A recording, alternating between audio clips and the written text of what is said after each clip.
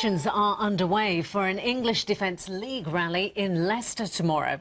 Unite Against Fascism is holding a counter-protest, and police say they'll do everything they can to keep them apart. 2,000 officers will be in the city centre as the two groups march through the streets. In a moment, we'll hear about a peace vigil taking place at Leicester Cathedral. But first, Rajiv Popat has this report. Businesses in Leicester preparing for tomorrow's rally, and this is the reason why. In October 2010, there was violence and disorder. Traders are worried these scenes could be repeated. We have got to close on Saturday for about an hour and a half, and people are asking me if we're open. They're cancelling orders for Saturday, you know, they'll pick them up Friday, and it does affect your business. As you know, the business is down, everybody's business is down, and it shouldn't happen at all. At 12:30, the EDL will march from St Margaret's Way past the bus station into the city near the clock tower and back to their starting point. Despite the UAF being given a set route to march by Leicestershire Police, the group has decided to hold a static demonstration instead. Leicestershire Police say we need to stress that demonstrators should not assemble elsewhere prior to the marches and should go directly to their designated points. Any person taking part who knowingly fails to comply with the conditions is guilty of an offence for which they may be arrested. The English Defence League say they're against Islamic extremism and are coming to Leicester to highlight a recent court case in which 4 Muslim women were spared jail sentences for a street attack on a white woman. What has that got to do with Islamic extremism? It has to do with Islam as an ideology. Islam in this country is being treated as a master race, and there's a two-tier system.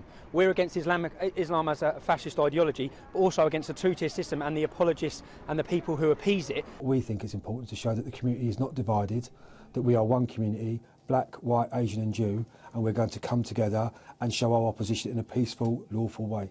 When the EDL last came to town, the police operation cost more than £800,000. Why don't you pay for the policing? Well, I don't, because I'm a British taxpayer, and so a majority of the English Defence League supporters. Most of the groups who protest don't pay taxes. They're either students or they're Muslim organisations. Most protests don't end up in lots of violence. No, but they don't need to spend that much money. Police have asked pubs to remain closed between 8 AM and 1 PM. In 2010, many shoppers stayed away. It could be the same tomorrow. Well, let's cross to Rajiv Popat now at a peace vigil at Leicester Cathedral. Rajiv, what are people there saying tonight? Good evening. Well, the message that people here want to get across is the fact that solidarity exists between the various diverse communities here in Leicester. I'm joined now by the Dean of Leicester, Vivian Fall. Why is it so important for this peace vigil to take place? Firstly, because we affirm that those who are different from us are actually a gift to us in this city. And secondly, that we believe that God can gather this whole city in unity together, because we simply want to affirm the peace and well-being and flourishing of this glorious, global and diverse place.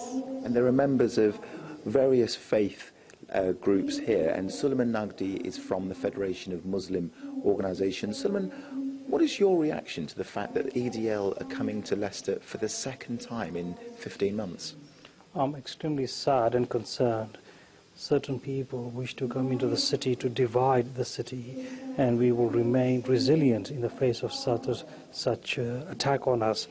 We are concerned that this may cause community cohesion to break down within the city of Leicester, and we are grateful to all the different faith communities and people of no faith who have gathered here today in the cathedral to show the solidarity and support of each other.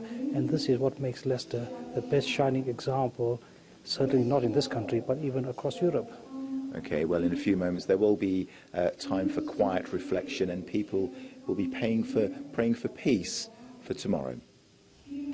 Well, let's hope so. Rajiv, thank you very much.